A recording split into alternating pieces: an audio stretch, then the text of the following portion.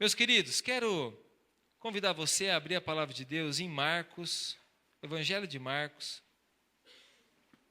capítulo 9. Quem aqui já leu pelo menos um livro da Bíblia inteiro? Se você ainda não leu pelo menos um livro da Bíblia, Marcos é um bom evangelho para você ler, olha só, curtinho, tem 16 capítulos só. Isso aqui você lê numa sentada. Marcos, capítulo 9, o versículo 14 até o 24. Encontraram? Quem achou, diga célula. Amém. Diz assim, versículo 14. Quando eles se aproximaram dos discípulos, viram numerosa multidão ao redor e que os escribas discutiam com eles. E logo toda a multidão, ao ver Jesus, tomada de surpresa, correu para ele e o saudava. Então ele interpelou os escribas. Que é que discutis com eles? E um dentre a multidão respondeu, Mestre, trouxe-te o meu filho, possesso de um espírito mudo. E este, onde quer que o apanha, lança-o por terra, e ele espuma, rilha os dentes, e vai definhando. Roguei aos teus discípulos que o expelissem, e eles não puderam. Então Jesus lhe disse, ó geração incrédula, até quando estarei convosco? Até quando vos sofrerei? Trazei-me-o. E trouxeram-lhe, quando ele viu a Jesus, o Espírito imediatamente o agitou com violência, e caindo ele por terra, revolvia-se espumando. Perguntou Jesus ao pai do menino, há quanto tempo isso lhe sucede? Desde a infância, respondeu. E muitas vezes o tem lançado no fogo e na água para o matar. Mas se tu podes alguma coisa, tem compaixão de nós e ajuda-nos. Ao que lhe respondeu Jesus, se podes, tudo é possível ao que crê. E imediatamente o pai do menino exclamou, com lágrimas, eu creio, ajuda-me na minha falta de fé. Eu quero que você volte um pouquinho no capítulo 6. Eu vou ler com você o versículo 34. Capítulo 6, versículo 34. Diz assim, ao desembarcar, viu Jesus uma grande multidão e compadeceu-se deles, porque eram como ovelhas que não têm pastor, e passou a ensinar-lhes muitas coisas. Feche os seus olhos. Senhor Deus, nós entregamos, Pai, o nosso coração ao Senhor. Meu Deus amado, a nossa mente. Nós queremos entender agora da Tua palavra, nós queremos receber aquilo que o Teu Espírito tem para nós, nós não queremos perder nada daquilo que o Senhor tem reservado para nossas vidas hoje, Senhor.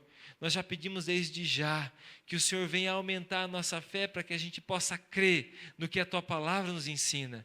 E Deus amado, nos ajuda também a caminhar na Tua presença, Deus, e não dar nenhum passinho para trás, nenhum passo para o lado, Senhor Deus, mas permanecer avançando em nome de Jesus. Amém. Meus irmãos, nós servimos ao Deus do impossível. Sabia disso? Você viu o versículo que a gente leu em Marcos? Uma situação triste, né? Um jovem que está possesso de um espírito maligno, que os discípulos de Jesus não conseguiram tirar esse espírito, né? E Jesus já dá uma bronca aqui neles, né? Pela falta de fé deles. E termina dizendo assim, tudo é possível ao que crê. Tudo é possível. Nós servimos a um Deus que torna possível o impossível.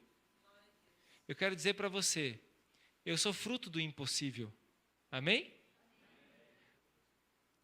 Quem aqui se converteu ao Senhor?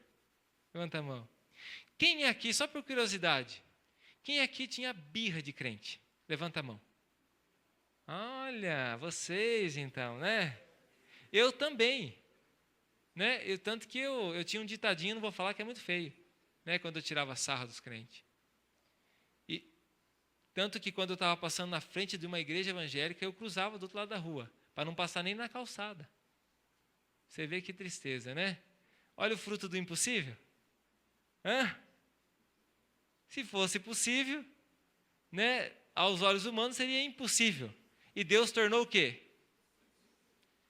Isso uma situação, mas eu já vi muitas outras situações que são impossíveis se tornar possíveis. Eu já vi pessoas que, com a família destruída, não tinha mais jeito. Eu já vi pessoas se casarem de novo, né, Marcos? Pela segunda vez, com a mesma mulher. Que bênção. Eu já vi vidas recebendo a cura do Senhor, a transformação do Senhor. Pessoas que eram dependentes químicos e hoje são dependentes do Espírito Santo. Amém? Isso é o impossível, que Deus torna possível. Que Deus age na vida do ser humano, porque Deus veio resgatar. Você percebeu que esse jovem, o pai dele diz assim, ó, muitas vezes esse espírito maligno toma meu filho, ele se lança no fogo, na água, tentando fazer o que com ele? O matar. Você viu que coisa interessante? Aos olhos do pai não tinha mais esperança. Mas ele conheceu alguém que é a esperança. Jesus. Jesus é a esperança para esse mundo. Quando você cantou essa música que nós vamos mudar o mundo, meu querido, nós vamos mudar porque é o Espírito Santo de Deus que está sobre a nossa vida. O Espírito Santo de Deus que está sobre a sua vida, você que se converteu ao Senhor Jesus. E você agora tem uma missão, a mais importante da sua vida. Se você ainda está nessa terra, é porque a sua missão ainda não acabou. Diz um autor, né, um escritor de um livro, que ele dizia assim, um cristão, que nós somos imortais até que cumpramos o propósito de Deus na nossa vida nessa terra. Enquanto a gente não cumprir, Deus não vai levar. Nós temos um propósito, uma missão, de tornar possível aquilo que o mundo diz que é impossível. Nós temos isso dentro de nós, que é o Espírito Santo. Olha, você não precisa orar pelo possível. Porque o possível, né, um sonho possível, que já é possível, você não precisa orar, porque é possível. Você vai lá e faz, porque é possível, às tuas mãos, é possível de fazer. Agora, pelo impossível, você tem que orar. Nós falamos aqui do dízimo, né? Essa semana eu escutei uma coisa interessante que me deu vergonha. E aí eu comecei a agir. Quantas horas tem o dia? 24.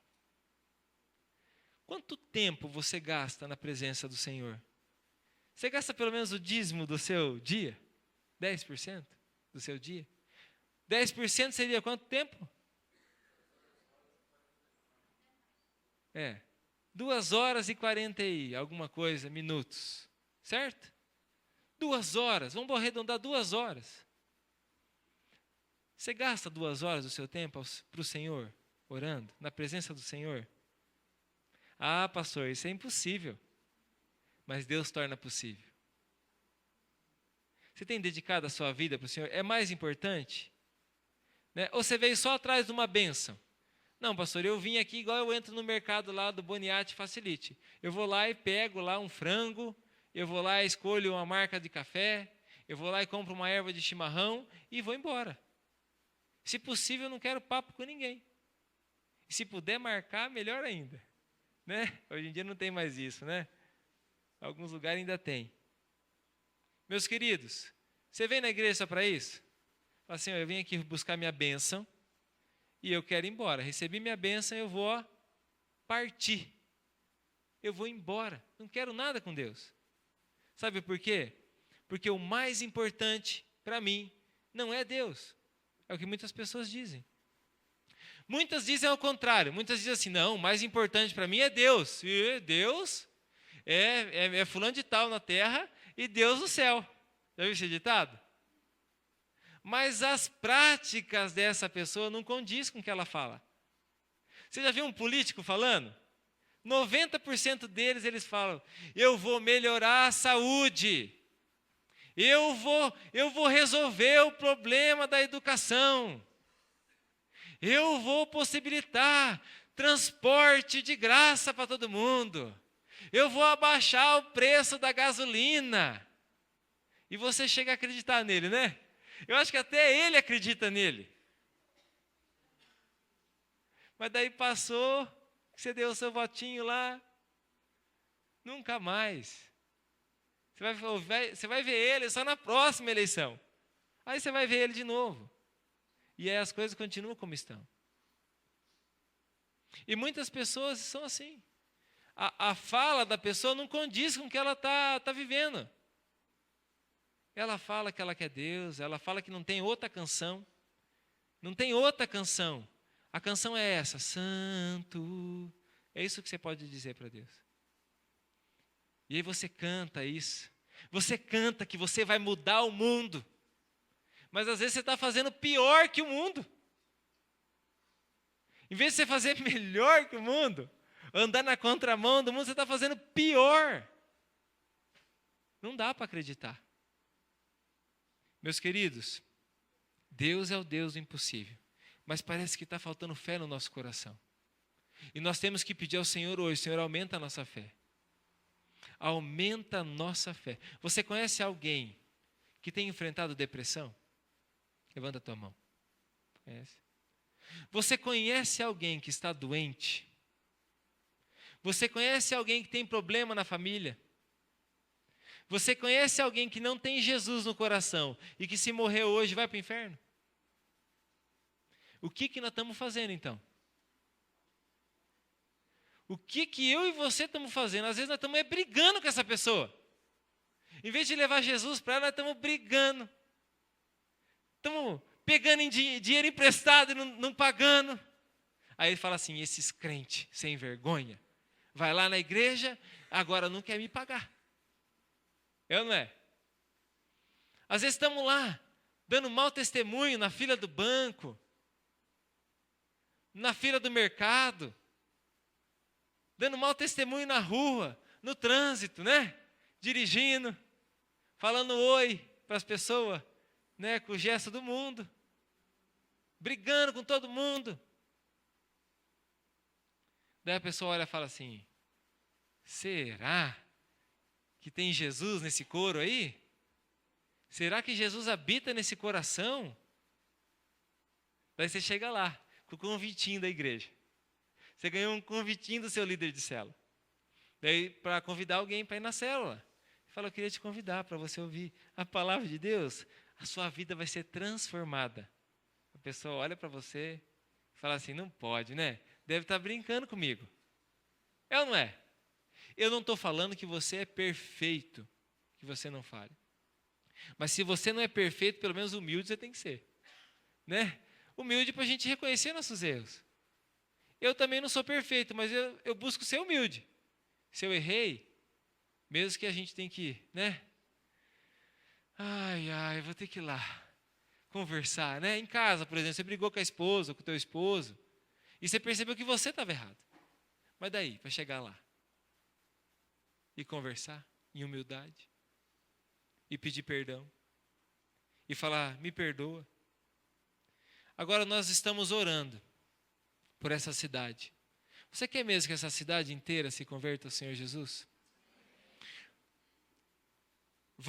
Não vai precisar mais da sua oração, do seu trabalho, quando não tiver mais droga nessa cidade. Não vai precisar mais da sua oração nessa cidade, quando não tiver mais aqui separação. Tem divórcio ainda nessa cidade?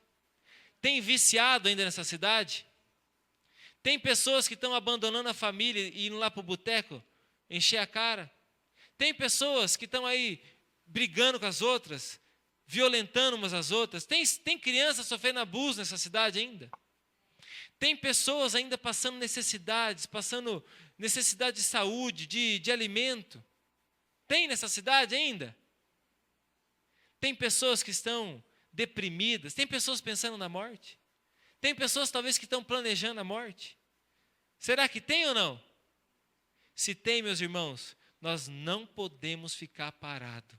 Nós precisamos agir. Sabe por quê? Olha mais uma vez para as tuas mãos. Está nas tuas mãos o sangue dessas pessoas. Interessante que a gente lê em Marcos, capítulo 6, o versículo 34. Jesus, ele tinha ido orar, daí ele passou um tempo com os discípulos dele, e ele estava num lago, no mar, e aí ele desceu do barco, e quando ele desceu do barco, o que havia? Na beira da praia, uma multidão esperando ele, porque queriam ser curados, queriam ser libertos, queriam comer. Jesus desce, e a Bíblia diz que ele olhou para aquelas pessoas, para aquelas multidões, e ele se compadeceu deles. Compaixão. Compaixão não é dó. Compaixão é amor com ação. Isso é compaixão. Ele se compadeceu delas, porque elas eram como um rebanho de ovelhas que não tinha pastor, estava sujeito a qualquer um chegar e destruir. É assim que Jesus olha para você. Jesus olhou pela primeira vez para você, ele viu você aflito, ele viu você correndo um risco de morte, como acontecia com esse jovem aqui. Ele viu o inimigo rodeando a sua vida, assim como diz em João 10:10. O ladrão vem somente para matar, roubar e destruir. O inimigo rodeando você, querendo destruir sua casa, sua família, querendo te roubar, querendo entristecer seu coração, querendo que você acabasse com a sua vida. Mas Jesus olhou para você e teve compaixão. Meus queridos, um dia, na minha juventude, eu quis acabar com a minha vida. Um dia eu tentei isso. Por 2 vezes eu tentei isso. Pela graça de Deus, nada aconteceu. Pela graça de Deus não deu certo. Mas o Senhor olhava para mim com compaixão. É por isso que eu era uma dessas pessoas que não pisava em frente de uma igreja cristã e falava mal, mas o meu coração estava arrebentado e precisava do Senhor. Hoje eu tenho somente as marcas para lembrar de quem eu fui, mas o coração é novo, por dentro é novo, a mente é renovada. E hoje a minha missão é tirar a gente da corda, se tiver com a corda no pescoço. A tua missão é essa. A tua missão é avançar como igreja e transformar essa sociedade. A sua missão, o objetivo da sua vida, o maior objetivo da sua vida não é se enriquecer, não é ter uma família. A família também é o objetivo da vida. O trabalho também é o objetivo da vida. Mas o maior objetivo da sua vida, o maior de todos eles, é você pegar essa presença de Deus que tem dentro do seu coração e você levar para aquelas pessoas que ainda não têm. Igual um fósforo, né? Você acende um fósforo e você traz um outro perto para acender e assim vai. Igual a pólvora, você fazer um risco de pólvora e você riscar e aquilo ali preencher todo lugar, chegar a explodir, mas da presença de Deus. Agora, a decisão é nossa se nós queremos transformar ou não. Quando Jesus olhou para aquelas pessoas que estavam aflitas, Jesus se compadeceu delas, viu elas como um rebanho, como ovelhas sem pastor. Assim, Jesus olha para você e para mim. E a Bíblia diz que ele chamou os discípulos e falou assim, vamos dar de comer para eles.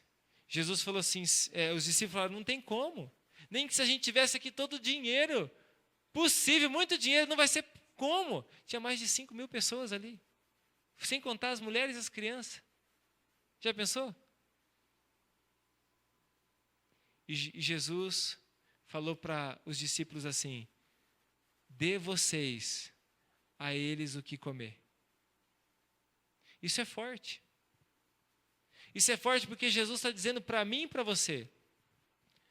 Você jovem, você que está na melhor idade, você que é uma criança, as crianças estão lá, você que está casado, você que está solteiro, você que é pai, você que é mãe, não importa. Vai você e dá o que comer para as pessoas que estão aflitas. E esse o que comer hoje para nós, não é só o alimento, mas é ir lá e levar vida para aquela pessoa que está morta, para aquela pessoa que você conhece e está morta. Você quer um milagre de Deus na sua vida? Eu sei que hoje, talvez você veja aqui orar por algo que na sua vida está acontecendo. E eu quero dar uma boa notícia para você. Jesus está olhando para você com compaixão. Mas muito mais do que te abençoar, Ele quer transformar sua vida e fazer de você um agente transformador de vidas. Diariamente, você vai ter contato com pessoas. Agora, se você não entende isso, você não entende a palavra, você vai sair aqui da igreja e você vai chegar lá no mercado e vai achar que você foi lá para comprar alguma coisa só. Você não foi lá para comprar só alguma coisa. Você foi lá para ser um missionário. Amém? Aí você está indo lá no banco, está indo na mecânica, está indo no posto de gasolina, está indo na farmácia. E você acha que você vai lá só para comprar um remédio. Você não foi lá só para comprar um remédio. Você foi lá para ser um missionário. Amém? Cadê os missionários aí? Você acha que talvez você vai lá no posto de gasolina só para colocar gasolina no carro. Claro que não. Você foi lá para ser um missionário. Mas às vezes você vai lá e distrata a pessoa. Mas você recebeu uma benção, até você está orando por uma benção. E o Deus do impossível olha para você e fala assim: meu Deus, eu quero tornar o impossível na vida dessa pessoa, e essa pessoa não é capaz de dizer um oi. A gente evangelizou uma mulher que trabalhava num pedágio, né? A Marcilene, uma mulher de Deus. Hoje ela é uma líder de célula lá em Céu Azul. Né? E quando a gente conheceu ela, eu conheci, na época não tinha WhatsApp, esses negócios, era a mensagem do celular, que já era o mais atual. A tecnologia está crescendo cada vez mais, né? E a gente começou a mandar mensagem, mesmo sem conhecer ela. Mensagem, palavra de Deus. E ela correspondia. E até que a gente evangelizou ela e ela recebeu a palavra, Deus transformou toda a vida daquela jovem, graças a Deus. E, meus queridos, interessante que um dia ela falou assim: pastor, eu não gostava de crente, mas teve várias vezes que eu via vindo, eu olhava e via um carro vindo, às vezes tinha mensagem bíblica escrita no carro. Tinha lá um versículo, tinha lá uma mensagem, uma cruz, uma coisa. Só que o interessante, que muitas dessas pessoas eram as mais mal educadas que existiam. Tudo bem que eu trabalho num pedágio, ela falava, né? Ninguém gosta de passar no pedágio. Mas eu não tinha nada a ver com aquilo. E às vezes eu estava precisando de uma palavra de Deus. Hoje eu entendo. Ela falou que um dia veio um carro, mas estava inteiro adesivado. Inteiro.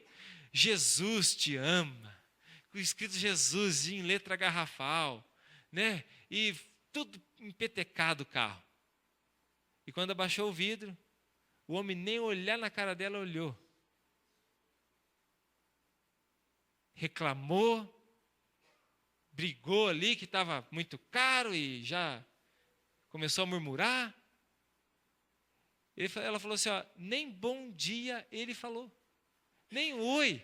Ou então assim, um Deus te abençoe. E aquilo me marcou, eu não era convertido ainda, aquilo me marcou, porque eu falei assim, meu Deus do céu, que homem mal educado. Você conhece alguém assim? Hã? Você já viu alguém assim? Não aqui, mas às vezes aquele parente nosso, né? Tem parente que é assim, não tem? Você conhece um parente assim? Só um Deus te abençoe, já faria diferença na vida daquela menina. Aí Deus tem que levantar uma pessoa que ela não conhece, para mandar uma mensagem, poderia ser um outro. Pode ser você. Os jovens, se coloquem em pé aí, por favor. Você que é jovem. Jovem até 30 anos, vai, vamos. Ai, ai, ai. Você que pela fé é jovem, levanta, né? Olha aí, glória a Deus. Tá bom, tá bom. Vocês estão muito metidos, né? Os que têm menos que 30 podem sentar, tá? Eu vou pedir para você levantar. Os que têm mais que 30, perdão. Você jovem, quero dizer para você jovem, Eu digo 30 porque é uma geração. 30 é mais ou menos uma geração. Você é responsável por essa geração que está aí. Você é o responsável por essa geração atual. Se você não fizer a diferença, não tem outro que vai fazer. Se você não ir até as pessoas que você conhece, até os jovens que você conhece, e a rede jovem, trabalho na rua, é na pista de skate, eu não sei, o que você faz? O que você faz de bom? O que você faz de diferente? Faz isso para Jesus. Amém? Você tem uma ideia nova? Vem falar comigo, vamos fazer isso para Jesus, não tem problema.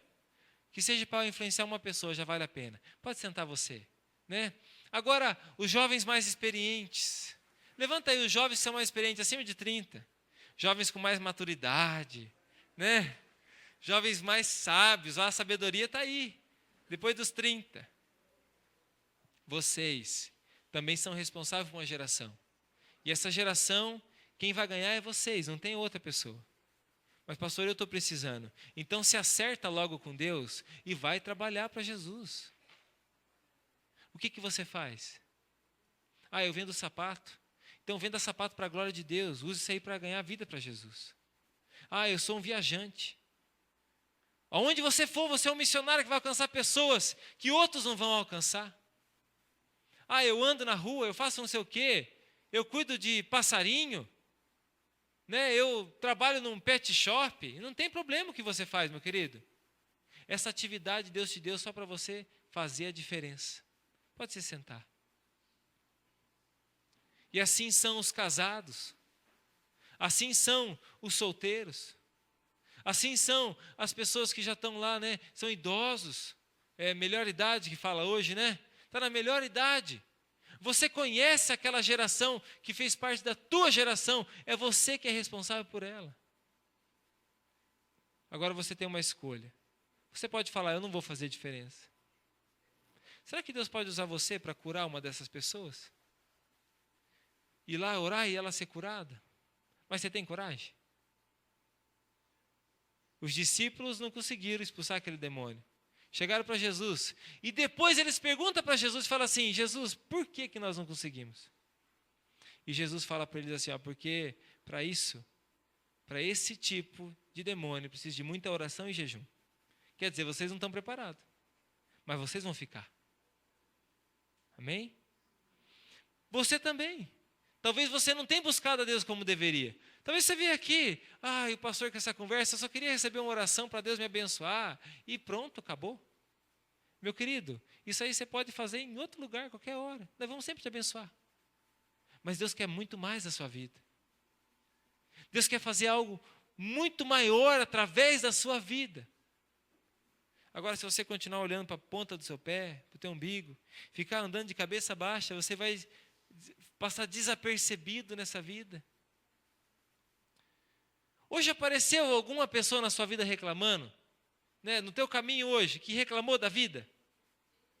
Quem aqui, alguém hoje se encontrou com alguém que começou a reclamar, murmurar? Aí, algumas pessoas. O que você fez?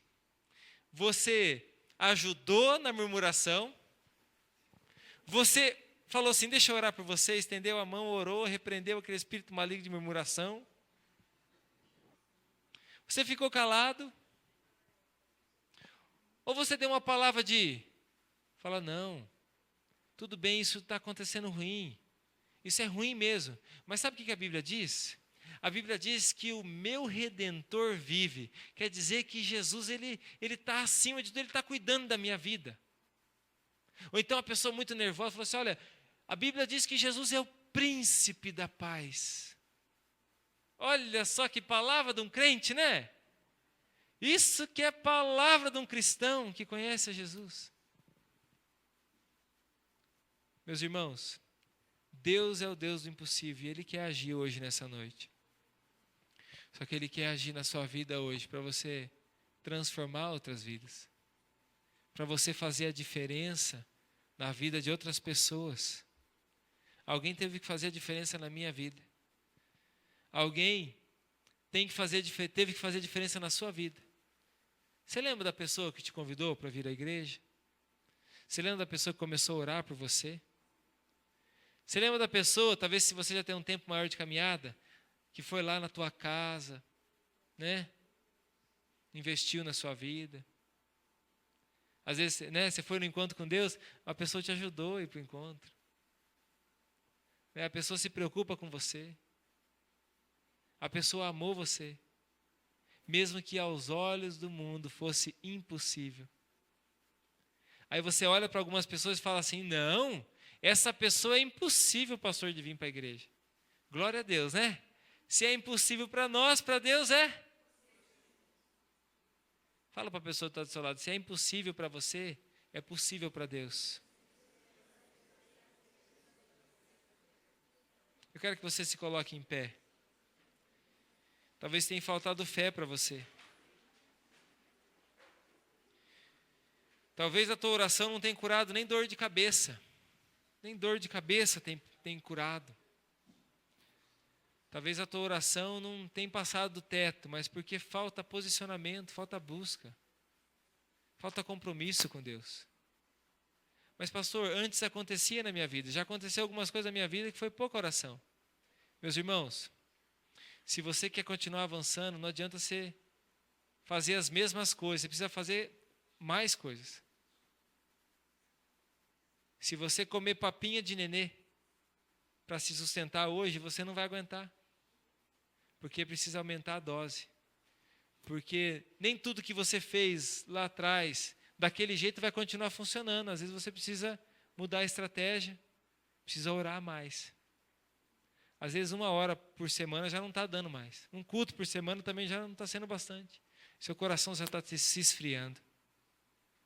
Talvez o seu tempo devocional, 10 minutos, não está tampando nem o buraco do dente.